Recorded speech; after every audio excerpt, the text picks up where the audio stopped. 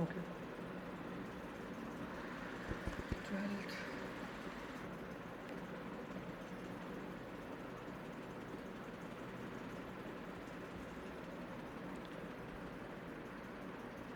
Neoplasia, ये वाला topic था ना। चलो सबसे पहले हम लोग करते हैं पैरानियोप्लास्टिक सिंड्रोम, ठीक है। जी। ओके, पैरानियोप्लास्टिक सिंड्रोम्स ये होते हैं, इनका जब नाम ही नियोप्लास्टिक के पैरा है तो मतलब सराउंडिंग द नियोप्लाज्म के, अलोंग विथ नियोप्लाज्म, कि कोई ऐसी चीज़ जो नियोप्लाज्म के साथों साथ हो रही हो, सही है। यानी आपके जो ट्यूमर्स होते हैं उनके अलोंग आपको कुछ मसले हो रहे होते हैं। कोई एग्जांपल जी। स्क्वामस सेल कार्सिनोमा में कैल्शियम का डिपॉजिट होना, ठीक है, या हाइपरकैल्सीमिया हो जाना, squamous cell carcinoma of the lung में।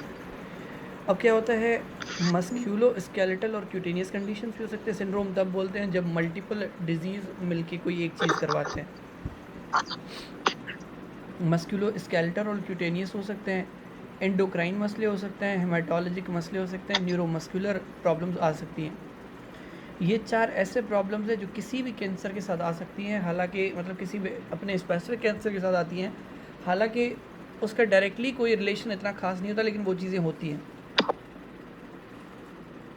फॉर सपोज अगर आपको एडिनोकार्सिनोमा है, स्पेशली ओवेरियन एडिनोकार्सिनोमा, तो आपको डर्मेटोमायोसाइटिस हो सकती है, जिसमें क्या होता है, प्रॉक्सिमल मसल वीकनेस होती है, गोट्रोन पैप्यूल मिलते हैं, हेलियोट्रोप रैश होता है। अगर आपने एमएसके अच्छे से पढ़ा होगा, डर्मा अच्छे से पढ़ी होगी, तो उसमें आपको पता होगा कि डर्मेटोमायोसाइटिस एक ऑटोइम्यून कंडीशन है, पोलीमायोसाइटिस एक ऑटोइम्यून कंडीशन है, ठीक है। जी। डर्मेटोमायोसाइटिस में CD4 एक्ट करते हैं या CD8+, मतलब जो एबनॉर्मली एक्ट करते हैं। CD4 की इन्वॉल्वमेंट होती है डर्मेटोमायोसाइटिस में या CD8 की? डब्ल्यूएमएसएस में CD4 की सर। ठीक है। DP4 नहीं, एक सेकेंड, CD4 और PE8 में इसका नमूनिक याद करता था, डर्मेटोमायोसाइटिस, CD4 पता नहीं। डर्मेटोमायोसाइटिस, एक चीज़ मैं बता देता हूँ, याद कर ली। ये रहा। CD8 पॉलीमाइलाइटिस में CD8 हाँ, और पोलीमायोसाइटिस में CD8, डर्मेटोमायोसाइटिस में CD4+, ठीक है। जी। ABCDD चौथे नंबर पे आता है तो CD4+। एक और चीज़ जो मैं याद करवाना चाहता था वो ये थी, PE4 या PE8 याद करता था मैं इसको, एंडोमाइजियल, ठीक है, क्योंकि ये पेरीमाइजियल होता है तो DP4, DP4 PE8, समझ रही हो कि पोलीमायोसाइटिस में क्योंकि एंडोमाइजियल लेयर की इन्फ्लेमेशन होता है तो हम इसको याद करते हैं PE8 और DP4। DP बोलते ठीक है। हैं डिस्प्ले पिक्चर को, व्हाट्सएप की जो डिस्प्ले पिक्चर होती है, DP4 हम्म। PE8, इस तरह से याद कर लो, जैसे भी याद कर लो, क्योंकि ठीक है ये सर। आपके चारों MCQ बन सकते हैं कि डर्मेटोमायोसाइटिस में कौन से जो सेल हैं उनकी इन्वॉल्वमेंट है, पहली चीज़। दूसरी ये कि कौन सा जो मसल लेयर है उसकी इन्वॉल्वमेंट है, दूसरी चीज़। अगेन 2 MCQ यहाँ पर, 2 MCQ यहाँ पर नीचे, कि CD8 का वास्ता होता है पोलीमायोसाइटिस में, और एंडोमाइजियल लेयर आपकी इन्फ्लेमेशन होती है, ठीक है। ठीक है। डर्मेटोमायोसाइटिस में क्या सीन है भाई, डिस्क्रिप्शन या मैकेनिज्म क्या है कि progressive muscle weakness, Gotan papule, heliotrope rash, adenocarcinoma, specially ovarian adenocarcinoma. इसी तरह से आपकी जो एकेंथोसिस नाइग्रिकेंस होता है वो कब होता है, जब आपको गैस्ट्रिक एडिनोकार्सिनोमा हो या अदर विसरल मैलिग्नेंसीज हो। Hyper pigmented velvety प्लैक्स in axilla and neck, इसका पिक्चर देख लेना गूगल से, पता होना चाहिए कि ये जी। कैसे दिखता है, ठीक है। जी। Science of Leser Trelat, one of the most important thing जो GI एडिनोकार्सिनोमा में पूछी जाती है। इसमें क्या होता है, सडन ऑनसेट होता है, मल्टीपल सेबोरिक केराटोसिस। डर्मा की पिक्चर्स हद से ज़्यादा इंपॉर्टेंट, डर्मा की पिक्चर्स आर ऑलवेज हद से ज़्यादा इंपॉर्टेंट, ठीक है, सेबोरिक केराटोसिस। ऐसे मल्टीपल इसको बोलते हैं, इस तरह का होता है आपका लेसर ट्रिलेट साइन। ठीक है ठीक है जी कि GI adenocarcinoma and other visceral malignancies में sudden onset of multiple seborrhoeic keratosis, hypertrophic osteoarthropathy के बोन का मसला, abnormal proliferation of skin and bone at the distal extremities, clubbing हो, आर्थ्राल्जिया हो, जॉइंट इफ्यूजन्स हो, पेरियोस्टिसिस ऑफ ट्यूबुलर बोन्स हो, किसमें होता है? एडिनोकार्सिनोमा ऑफ द लंग में। कि जब जब एडिनोकार्सिनोमा ऑफ द लंग होगा तो आपको ये हो सकता है हाइपरट्रोफिक ऑस्टियोआर्थ्रोपैथी। वैसे तो ये आपको याद करने, लेकिन पढ़ा इसलिए रहा हूँ क्योंकि ये हद से ज़्यादा इंपॉर्टेंट है। जी यूवर्ड, एम्बोस, एनवीमीज आपसे सवाल पूछते हैं इनमें से। जी एंडोक्राइन हाइपरकैल्सीमिया तब होगी जब आपका squamous cell carcinoma of the lung हो, squamous cell carcinoma of the head, neck, renal, bladder, breast and ovarian carcinoma. जहाँ भी स्क्वामस सेल कार्सिनोमा होगा वहाँ पर आपका पैराथॉर्मोन रिलेटेड पेप्टाइड रिलीज होगा, और जब पैराथॉर्मोन रिलेटेड पेप्टाइड रिलीज होगा तो कैल्शियम बहुत ज़्यादा होगा। जी ठीक है, और जब कैल्शियम बहुत ज़्यादा होगा तो अपना बॉडी का पीटीएच कम होगा, ज़्यादा होगा? ज्यादा होगा। क्यों? नहीं, तो ऑटोनोमस कम हो जाएगा। कम हो जाएगा। इट इज ठीक है, ज्यादा। हाँ, जी क्योंकि जब पीटीएचआर भी बढ़ा हुआ है तो आपका कैल्शियम ऑलरेडी बहुत ज़्यादा है तो पीटीएच कम नज़र आएगा आपको। जी जी ठीक है, और या फिर क्या हो कि हाइपरकैल्सीमिया कब होती है? जब आपको हाइपरवाइटामिनोसिस हो। हाइपरवाइटामिनोसिस विटामिन डी। फर्स्ट एड में इतना ज़्यादा डिस्क्राइब नहीं किया गया, लेकिन आपको पढ़ना है, ये आपसे पूछा जाता है एनबीमीज में। हाँ, क्योंकि ठीक है, विटामिन डी पीटीएस ग्लैंड को स्टिमुलेट करता है ना। क्या कह रही हैं, फिर से बताएं। विटामिन डी पीटीएस को स्टिमुलेट करता है, विटामिन डी पीटीएच को स्टिमुलेट करता है। सिक्रेशन को ना। विटामिन डी पीटीएच को स्टिमुलेट करता है, किसने बोला आपको? कि मैं गलत समझ रहा हूँ? रुकिए देख लेते हैं। देखो एक चीज़ समझो पहले। अब आप किस हिसाब से बोल रही हो मुझे थोड़ा कम समझ में आ रहा है, मैं आप बताता हूँ मेरा कॉन्सेप्ट क्या है। कैल्शियम जो है ना वो मेजर रेगुलेटर है पीटीएच की रिलीज का। अगर कैल्शियम कम होता है तो पीटीएच रिलीज होता है बॉडी में, सही है? सही कह रहा हूँ? सही तो बात। ठीक है, अब एक और चीज़ समझो। बजाते खुद पीटीएच कैल्शियम की रीअब्जॉर्प्शन कहाँ से करवाता है?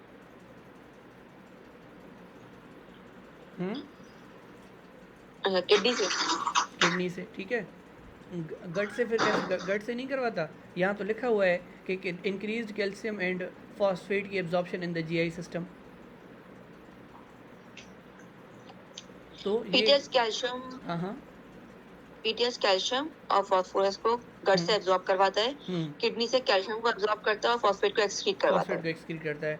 अब अगली बार जब ये सवाल मैं पूछूं तो कुछ और जवाब दोगी, ठीक है? और वो जवाब क्या दोगी?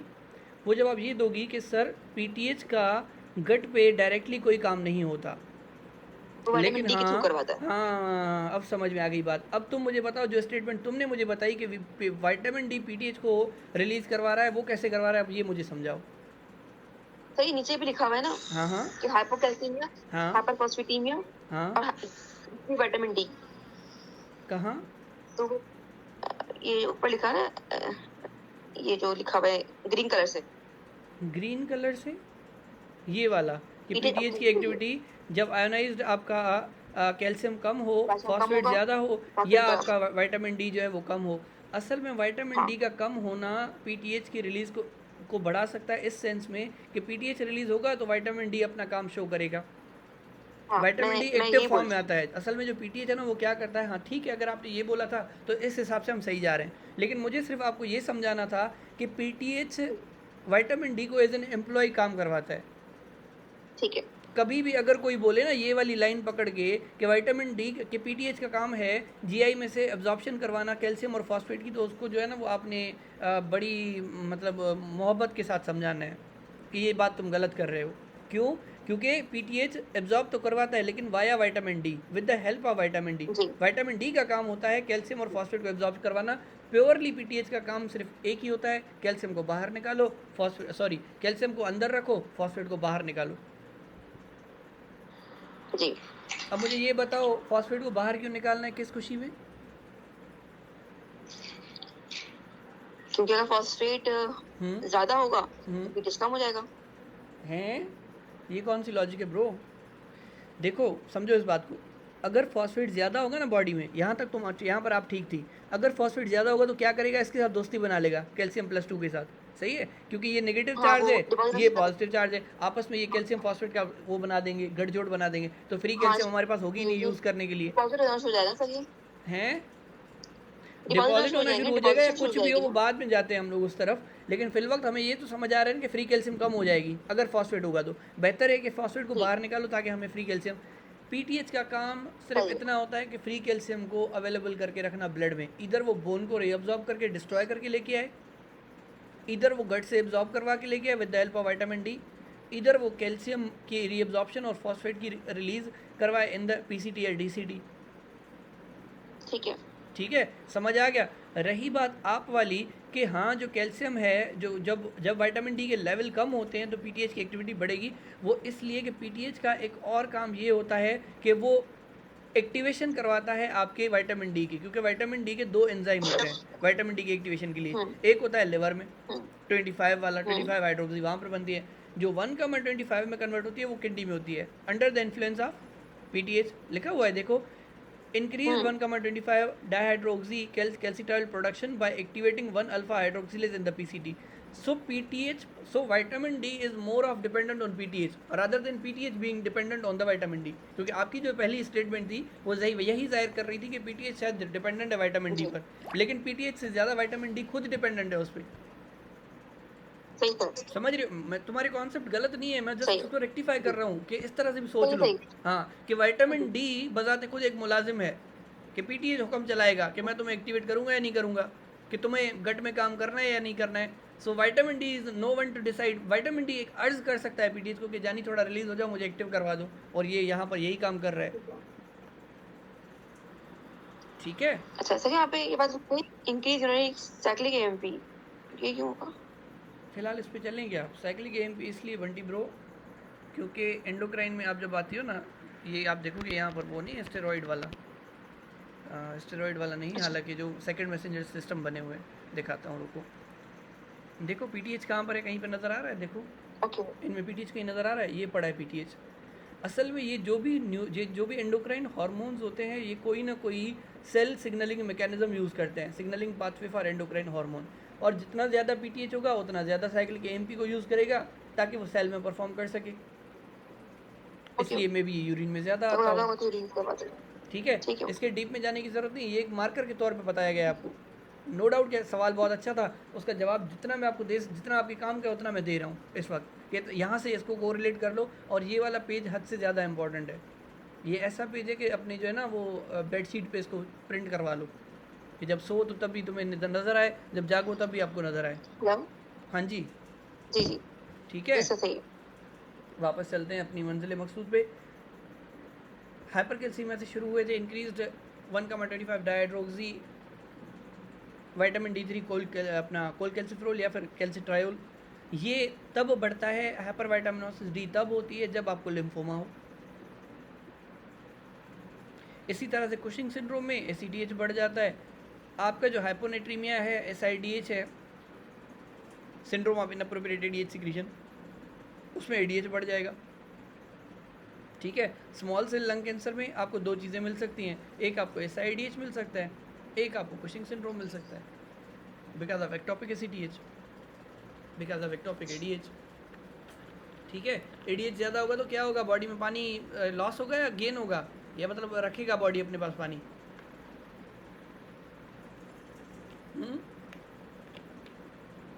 एडीएच ज़्यादा होगा तो क्या होगा, डॉक्टर साहब आवाज़ आ रही है आपको मेरी? एडीएच ज़्यादा रिलीज होगा। हाँ, तो क्या होगा एडीएच की ज़्यादा रिलीज होने से? हाँ, बॉडी पानी रिटेन करेगी, जब पानी रिटेन करेगी तो जो सोडियम होगा वो डाइल्यूट हो जाएगा, हाइपोनेट्रीमिया। ठीक है, रिस्पॉन्ड करें ना, अगर आवाज़ नहीं आ रही तो मुझे बताएं। सर आवाज़ कट रही है, बार-बार मैं कॉल करूं आपको? हाँ, कॉल कर लें बस, फिर वही बेस्ट तरीका है। हाँ हाँ, वहाँ कॉल कर लें आप मुझे।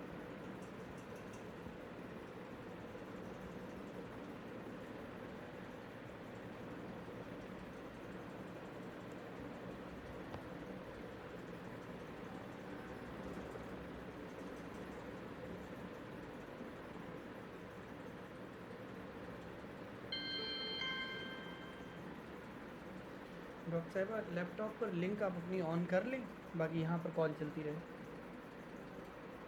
ठीक है? हाँ वो आप कर लें। वहाँ पे आपने फ़ोन पे किया होगा ना गूगल कनेक्ट पहले। अच्छा मेरे से यहाँ से इशू है और नेट नहीं चल रहा। चलिए ठीक है, जब तक नेट भी आ जाए तब तक हम कंटिन्यू कर लेते हैं। ओके आप लिंक ज्वाइन कर लो, मेरा नेट आ जाएगा। ओके जी आगे बढ़ें। ओके तो हेमाटोलॉजिक में क्या है, पॉलीसाइथीमिया है। पॉलीसाइथीमिया कब होगा, जब आपको फियोक्रोमोसाइटोमा हो, जब आपको रीनल सेल कार्सिनोमा हो। रीनल सेल कार्सिनोमा का जो पॉलीसाइथीमिया के साथ रिलेशन है इसमें मुझे बताने की तो ज़रूरत नहीं है मेरे ख्याल से। तो मैं ज्वाइन कर लिया। हाँ आपने ज्वाइन कर लिया, लेकिन मैं नहीं होऊंगा ना उस लिंक में। हाँ वो आ गया, मेरे नेट आ गया। नेट तो मेरा नहीं चल रहा। और कोई सोल्यूशन है मेरे पास नेट का?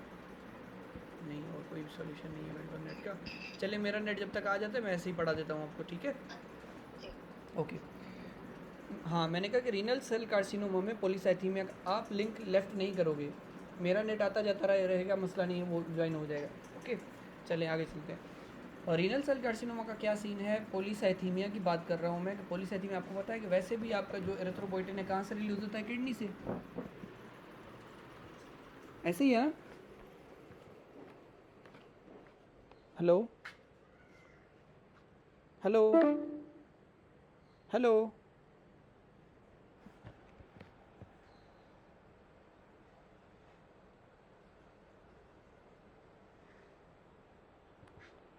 डॉक्टर आपने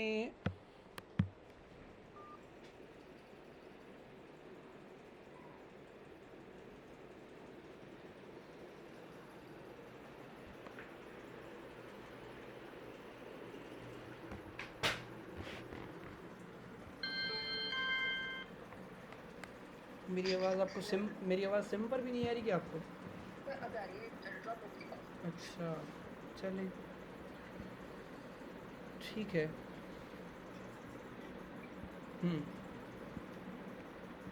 क्या कह रहा था मैं? एरिथ्रोपोइटिन का बता रहा था कि रीनल जो आपके सेल कार्सिनोमा है उसमें भी जो एरिथ्रोपोइटिन है वो आपका नॉर्मली भी किडनी से ही रिलीज़ होता है ना एरिथ्रोपोइटिन, ठीक है? अब क्योंकि रीनल सेल कार्सिनोमा होगा तो वो बहुत ज़्यादा रिलीज़ होगा और आपको क्या हो जाएगा, पॉलीसाइथीमिया हो जाएगी। ये तो ऑब्वियस बात है। अब जो याद रखने वाले हैं वो आपको, जो अदर हैं वो आपको याद रखने पड़ेंगे। फियोक्रोमोसाइटोमा, हेपाटोसेलुलर कार्सिनोमा, मेंजियोब्लास्टोमा, लियोमायोमा, ठीक है? इन सब में क्या होता है, एरिथ्रोपोइटिन बढ़ता है। पेरानियोप्लास्टिक राइज टू हाई हेमाटोक्राइट लेवल्स। जहाँ पर भी निमोनिक आ जाए आपने वो चीज़ें बहुत अच्छे से याद करनी है। जहाँ पर भी निमोनिक आ जाए आपने वो चीज़ें बहुत अच्छे से याद करनी हैं।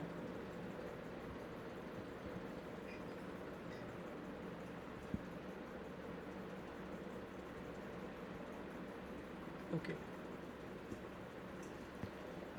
हाँ जी, उसके बाद क्या है, pheochromocytoma, real cell carcinoma, hepatocellular carcinoma, ये आपके हो गए। हाँ हाँ आवाज़ आ रही है मेरी? हेलो जी डॉक्टर आवाज़ आ रही है मेरी?